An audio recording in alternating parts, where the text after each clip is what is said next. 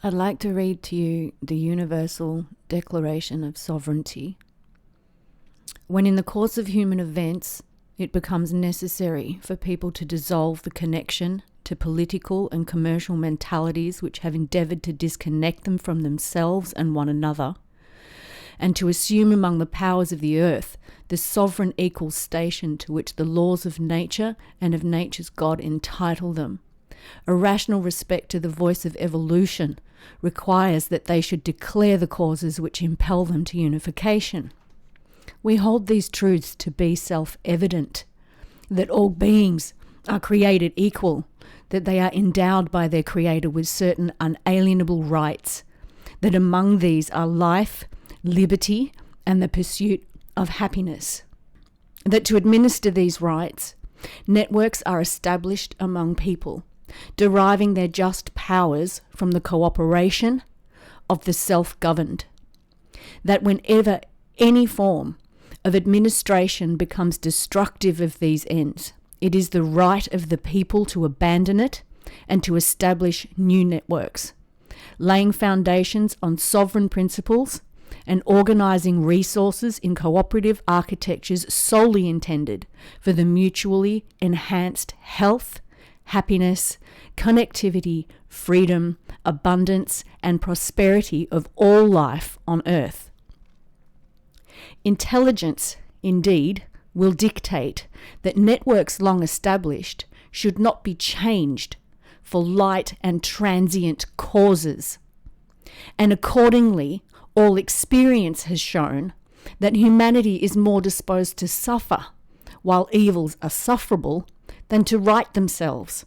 by abolishing the conditions to which they are accustomed.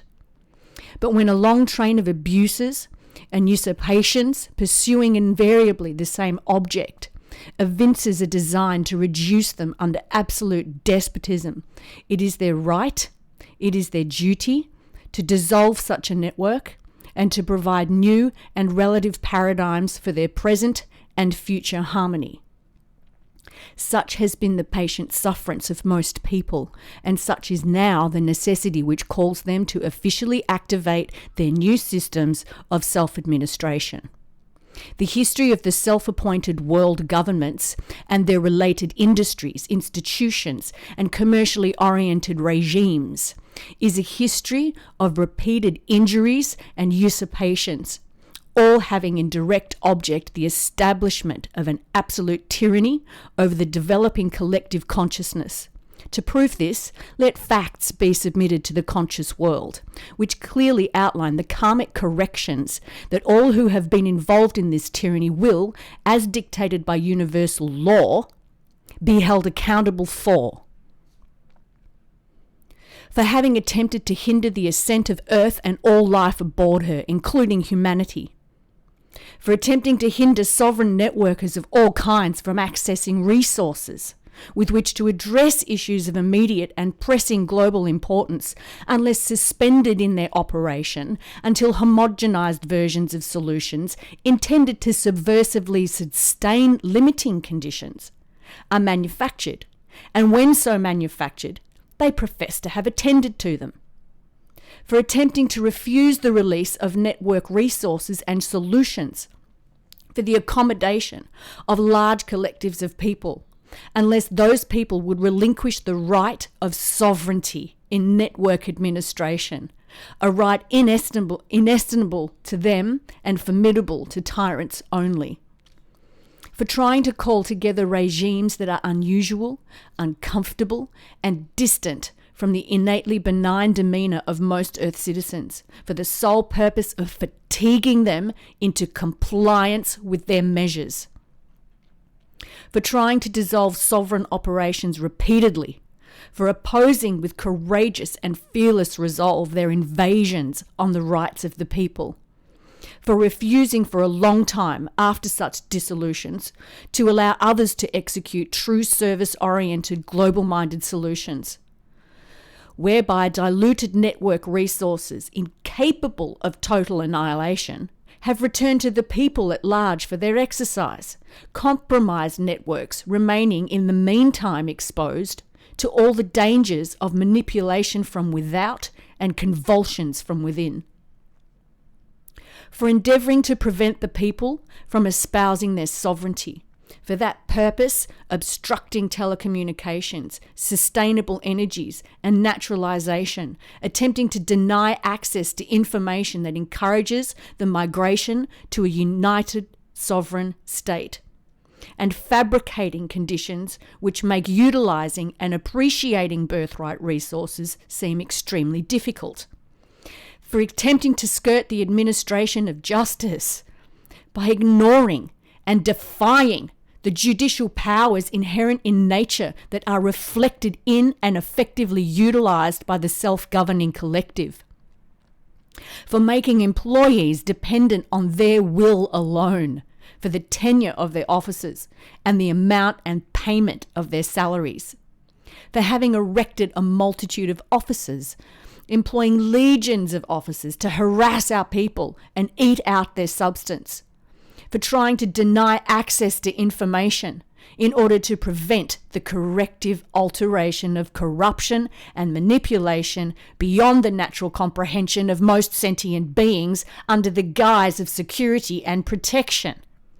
For attempting to render the military independent of and superior to the civil power.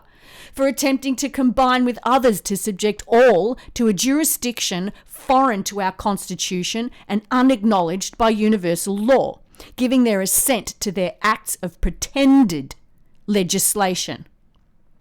For quartering large bodies of licensed criminals among us, for protecting them by a mock trial from punishment for any murders or offences which they should commit on the inhabitants of this planet. For attempting to hinder, interrupt and grossly distort the development of cooperative, networked, direct peer-to-peer exchange systems to instead further the ends of corruption and usury. For imposing taxes on us without our consent, for depriving us in most cases of the benefits of trial by jury, for uprooting us beyond all rational empirical evidence to be tried for pretended offences, for monopolising communications resources,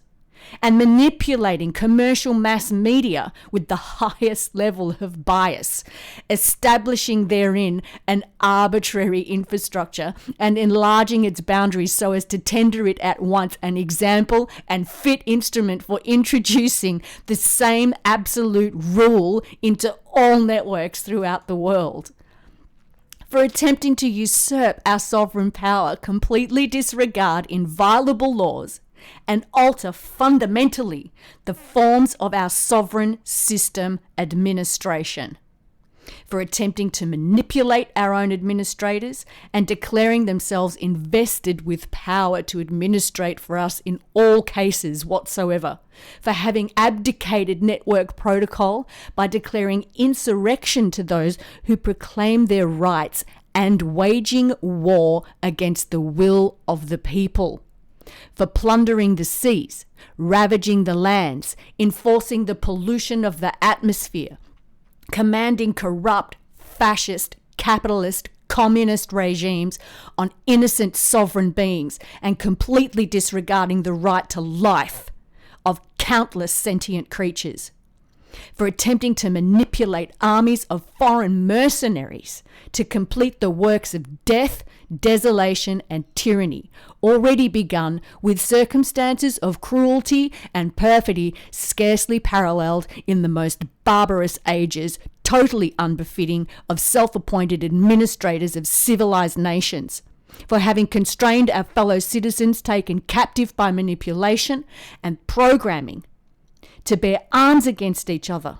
to become the executioners of their friends and family, or to fall themselves by their own hands.